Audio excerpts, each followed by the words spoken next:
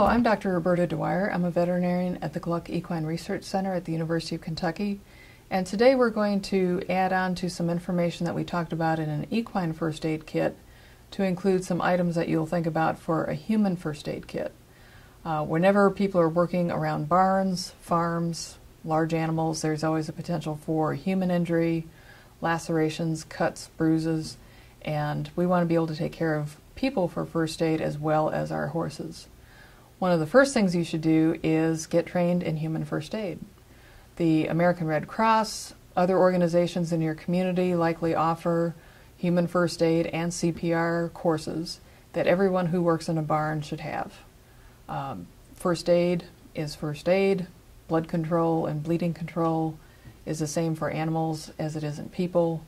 CPR can literally save a life of someone who has had a heart attack or got kicked in the chest and their heart has stopped. So get training is critical.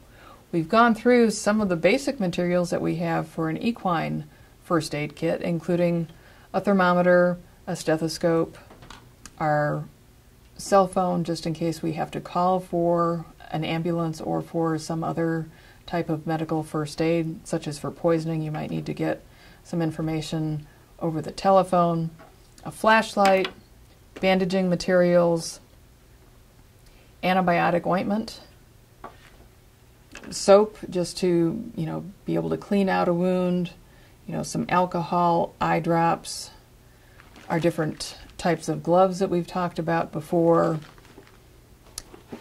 This always comes in handy as one of these cold packs that you can break out of the container, crush up and activate, and then it turns into a cold pack immediately. And that is very helpful if you have a minor sprain or strain and you need something to get some cold onto that area. Tweezers for splinters, a nice old little pocket knife is always good to have for multiple different types of purposes. But some specific things for people, we don't need huge bandages for people like we do for horses. So just having some actual band-aids in our first aid kit. Then we can just add this to our equine kit to have our first aid kit for people. Hydrocortisone cream, which is an anti-inflammatory cream, is good for use in people that have rashes or an allergic reaction that develops into a rash. We don't use this a lot with horses because you've got all that hair to deal with, but this is something that's good to have. It's the over-the-counter type of hydrocortisone cream that you can get at any drugstore.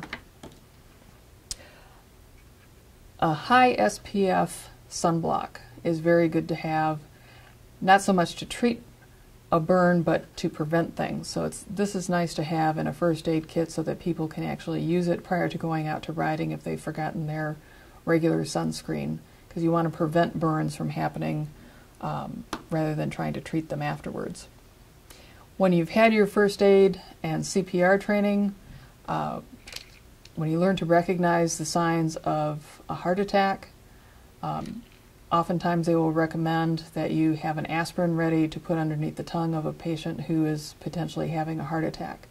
Use this on the direction of the 911 operator or the hospital or the doctor that you might call. These are nice to have not only in cases of a heart attack or a suspected heart attack, but also just as a non-steroidal anti-inflammatory for the sprains and strains and aches and pains that you have from working around and riding horses. So if you look, our antibiotic types of sprays, our ointments, different bandaging materials, even duct tape, they work very well for horses. They also are sterile and they work well for people as well. You can get commercially available human first aid kits.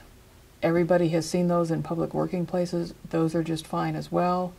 Again, the things to keep in mind are to make sure that they don't have material in them that expires.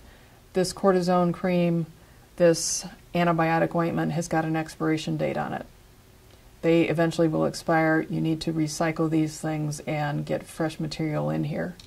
They're also not made to withstand very huge temperature fluctuations, such as freezing or 115 degree type weather. So you need to protect these things according to the package instructions for the medications that you do have in your first aid kit. So with that, take a first aid class for humans, take a CPR class for humans, learn what to do in case of an emergency for one of your fellow colleagues that is a trail rider or horse person that might become injured while out in the barn, so that you can be that first aid for that person.